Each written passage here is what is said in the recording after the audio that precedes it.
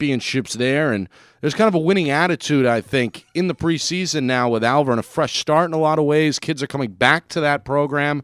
Should be an interesting conversation, Rich, coming up here in a few minutes. Yeah, and again, it's another coach that needs to build a program pretty much from scratch, build the foundation. We've talked about it with many of the other coaches and programs we've had on, Merrimack, Salem, programs of that nature. New coaches in new places trying to build a foundation. I think that's exactly what Coach Phillips is going to do. I think he's the right man for the job. Like you said, he comes over from BG after coaching with Tony Johnson, goes over there and immediately started to get the kids involved in the weight room. We've seen that be a common theme. So I think Coach Phillips will definitely do it. They have a tough task, though. We talked about Goffstown having a tough task, going from 3-1. Alvirne, not as big of a jump, 2-1, but they were down last year in numbers, and now they're in a conference with South, North, BG, and Keene. That's a tall task. It sure is. We'll talk with Mark Phillips in just a couple of minutes. First-year headman with the Alvirne Broncos. We continue to roll out one after the other our preseason training camp previews, high school football training camp previews, taking a look today at Alvirne. Where do they play? They play in the West Conference in Division I after the realignment. And the Broncos, they've had kind of an up-and-down history about a little over a decade now, I guess. Back in 99, they went 8-0 out of the gate before falling in the state semifinals. And, as Rich mentioned, the previous staff kind of left abruptly with all 7 head coaches, coordinators, assistants, etc., kind of walking away, and none of those assistants applied for the head coaching job. And here's Mark Phillips, a guy who many thought would take the BG Cardinals head job a few years ago when that opened up, seeing that he was with the Cardinals for so long. That went, of course, to Travis Cody. We talked to him about BG's scenario in 2013 at the end of last week. So here Coach Phillips gets a shot to build a program basically from scratch over with the Alvirne Broncos. He's got some kids to play with. There's some size up there along the front line. And without any further ado, we're going to welcome in Coach Mark Phillips, head coach of the Alvirne Broncos. Coach, welcome inside the High School Insiders. Glad you could join us tonight. Thank you for having me. You guys do a great job for the high school sports in the area. Hey, we appreciate it, Coach. Here we go. Long time you spent at BG as a coordinator under Coach Johnson, and now you get to apply some of that knowledge here in a fresh start for Alvirne. Is this a great scenario for you to kind of implement your blueprint? Oh, it's a great scenario. Challenging scenario in that everything's new. Everything from the kids, how they get in the stance, to how they hold the ball, to how they throw the ball, to their plays, all new. Our defense is new, and the offense is new. All new to these kids. We literally stripped them down and just taught them the fundamentals that we wanted to teach them all over again. Coach, what was one of the first things you addressed with the team? Obviously, I'm sure you've had some meetings in the offseason, getting them ready in preparation for doubles coming up just around the corner. What was one of the first principles, I guess, you wanted to instill in your team? That every kid who's played here before or who was going to choose to come out this year, I wasn't going to look at one piece of film from the past. I don't care who started. I don't know who started. I couldn't give you their starting lineup last year. And every kid was going to start out fresh, and we were going to make our own evaluations so that every kid was on equal footing. We've been doing that. We've been running a lot of skill sessions with the kids over the summer, and in the weight room, talking to them about our system, and it's going in pretty nicely. We're on the phone with Mark Phillips, Alvirne Broncos head football coach here on the High School Insiders. How about from a numbers perspective, Coach? What's the program look like right now? I understand some of that renewed enthusiasm surrounding your hiring has brought some athletes into the fold. What does the numbers situation look like? The numbers, the numbers that initially signed up after my hiring were good. The numbers of the kids that consistently come to the weight room and have come to some of the 7-on-7 and skilled sessions that we're having here this summer are okay. Listen, I wish I could go to Karen Bonnie and say you need to buy more equipment. I wish I had 100 in the program. I don't think we're going to have 100. We might come close. If I have 100, I'll be ecstatic. I think we're probably going to be around... I'd be guessing because I got 4 new kids showed up tonight. that played last year. I mean, we'll be running these, skilled sessions that the NHI, whatever the NHI will allow you to do, the individual skill sessions in the 7-on-7. And, we've been, averaging anywhere from, 20 kids to 40 kids. And I'm sure we're going to have more than that. So Now, Coach, you talked. numbers is my biggest concern with any program. It was a constant concern at Bishop Girton for 16 years. Always worried about numbers, So Now, that's Coach, about it, though. now, Coach, you're talking about numbers and building a foundation, which is very important when starting out at a program. Do you feel it's very important for you to go down to some of the youth, some of the feeder programs, show your face, and give those Already kids? done. So the foundation has already begun to be built, then, huh? Yeah, already done. Sent the vice president of the league what I feel they can handle from our system. And I said, listen, if you can put in our basic numbering system, if you can put in some of our basic plays, I don't want to tell your coaches how to coach, but if you can do the basics for me, your kids will have a big leg up when they get to 9th grade. Now, I know you said you didn't want to tell them how to coach, but don't you feel it's very important for them to be on the same page so when they get there, they're as ready as possible for the next level? I remember when I played. Well, they've come down and watched a few of our skilled sessions, and I think they fell in love with our schemes. I've talked to them over the phone. I've talked to them in person, and I think they're in love with the triple option, multiple formation scheme that we ran at Bishop Girton, and I'm going to slowly get it put in down there. I mean, I'm new to the community. I just want to do the right thing and try to get them slowly on the same page with us. You don't want to scare anyone away with talk of the triple option, right? Well, triple option is great offense. I know.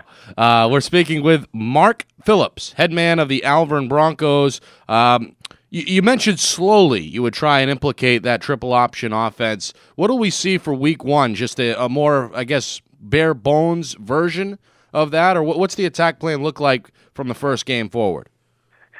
You want my game plan for Timberlane week one? Why not? It's going to be, we're going to be wide open. Get ready. We're going to be fine. We'll have 32 formations in and 10 different backfield sets, and we'll pick and choose the ones that the kids know the best to run our offense out of. Now, Coach, you mentioned Timberlane week one. I'm sure the schedule is way, way off, but how important is it for you to get your team fired up and ready to go that they can believe, look, you're jumping up a division. We're in a division with South, North, Keene, BG. How important is it for them to get that first win and get the belief in their mind that they can do this, that it is possible? Well, I think in any program, the first win's always nice. It's always better to be 1-0 than 0-1. I've been on both sides of that. And, our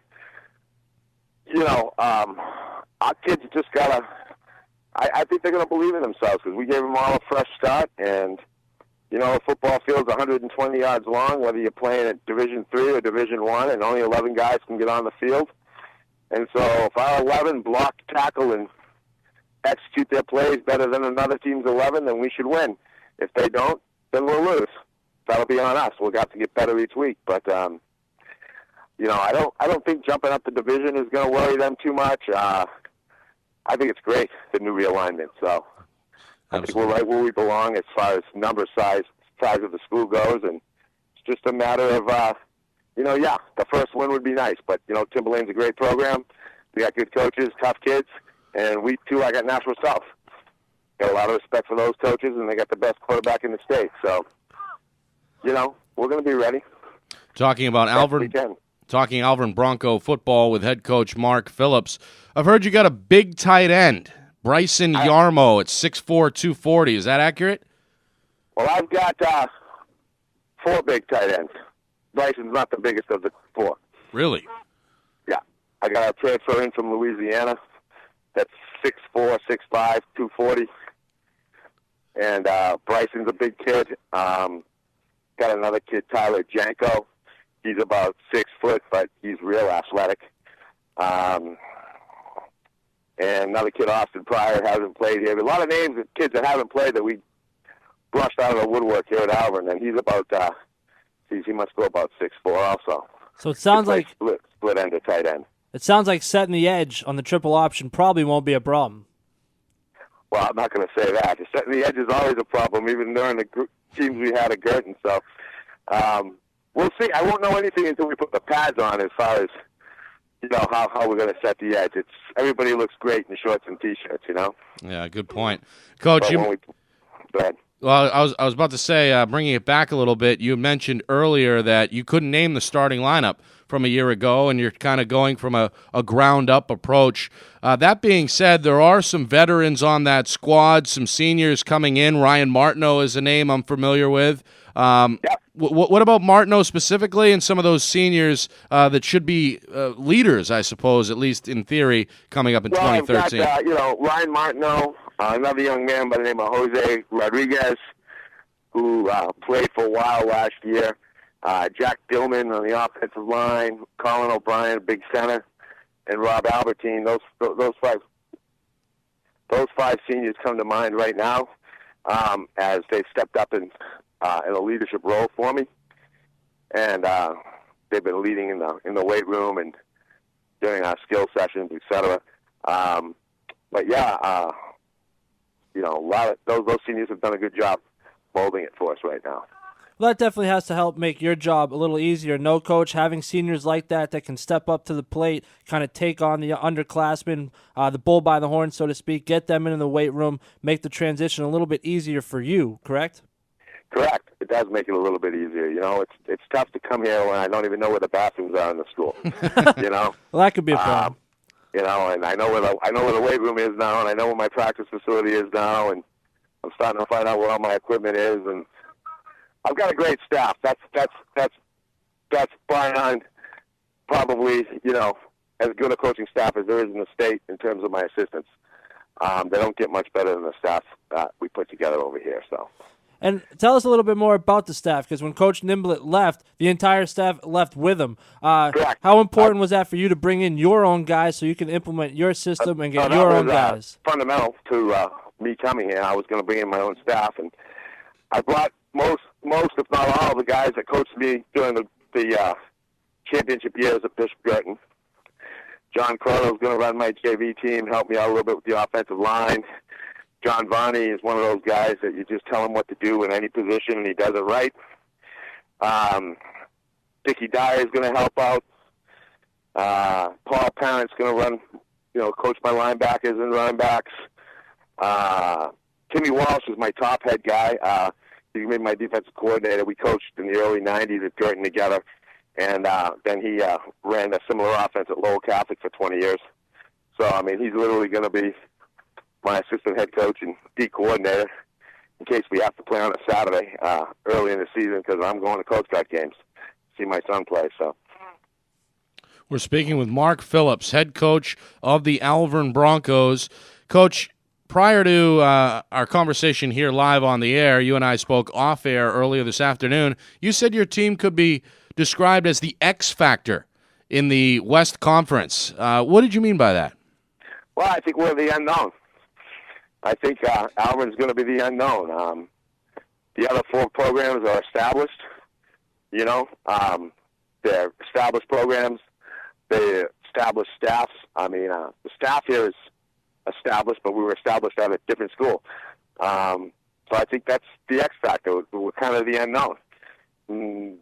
I'm guessing teams are going to say he's going to run when he ran at Bishop Girton, and that would be partially true. Partially true. Coach, did I hear you correctly? Did you say you will not be coaching on Saturdays? Well, hopefully I'll be coaching on Saturdays in November. But one of the attractions to Alvirne was all their games were Friday nights. For the exception of the Girton game, which was on a Saturday, which was been moved already to October 4th, a Friday night. My son, Nicky, is a senior captain at Coast Guard Academy, middle linebacker this year. And the reason I left coaching was to watch him play. So, I know you guys have said on the show that I put in for the Girton job. I didn't put in for the BG job on the show. I'm not sure what the status was there. I know a few folks were disappointed that you didn't get that job at the time. I'm not sure what the process was. I retired and watching my kid play, and my goal was to stay retired for another year, and then try and become a head coach somewhere. Right. And it's just that so many jobs opened up this year. I took it a year early. Now, Coach, But, what do you expect? What do you expect may surprise you this year as you go about being a head coach for the first time? Obviously, it's different than being a coordinator. What do you expect will be different about the experience? I'm still going to be running the offense. The little things, yeah. Having to be in charge of the equipment and the logistics of being a head coach. I haven't even decided yet whether I'm going to be on the sideline or in the box. Right now, I'm leaning to being up in the box. Wow. Because I see better up there. But I'm going to be primarily in charge of the offense, and I've got enough guys with head coaching experience on my sidelines to handle the timeouts and things of that nature. So I think I'm still going to be calling the plays upstairs. So, as far as the being upstairs or on the sidelines, the quarterback, you don't think that it's important for him to see you over there on the sidelines if he gets ruffled? I know you said you had other coaches with head coach experience, but you being your first year on the job and stuff like that, you don't think it's important for those guys to see you over there and be able to relate with you? Nope. I don't. I think I got all the confidence in the world in my staff. I think, Kim Walsh is an outstanding coach. He's got an outstanding rapport with the kids. And, that's not a final decision yet. We're going to play around with it during our scrimmages this summer and see where we go with that. But I know I'm better when my eyes are on the field looking down on the game, moving the chess pieces around. So I'm half leaning towards being up in the booth. Coach Mark Phillips joining us from Alvirne. First year in Division I, first year as a head coach. You got a brand new situation here, really kind of a chance to mold this team in your image. What do you expect in year one from a wins-losses perspective? Is there a number going in, or are you just going to kind of take it as it comes? You want a prediction? Sure. We're going to win somewhere between 0 and 12 games this year. Well played. Somewhere between 0 and 12. I couldn't even begin to predict because, our schedule is really our old Bishop Girton schedule from Division II, for the exception of North and South. Right. So I know those teams fairly well. I mean, in terms of, I haven't been coaching for a couple of years, but I've seen a lot of high school football for the last few years, and, I know generally what they run. So I'm fairly familiar with, I would say, 75, 80% of the schedule, except for North and South. And, like I said, those are two tremendous football teams.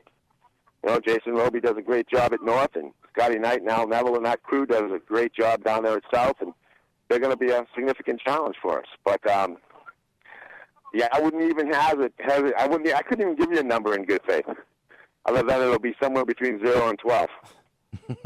Well, I have a feeling you won't be wrong. Thanks a bunch, Coach. We appreciate the time tonight. Best of luck. Give a quick shout-out to a couple of my other assistants that I left off that list there. Absolutely. Brought in a local guy, Sean Brown. He's doing a great job for us. And the three guys on my freshman level, Dave Romero, Steve Cooper, and Andy Murphy, all three used to play for me back at Girton.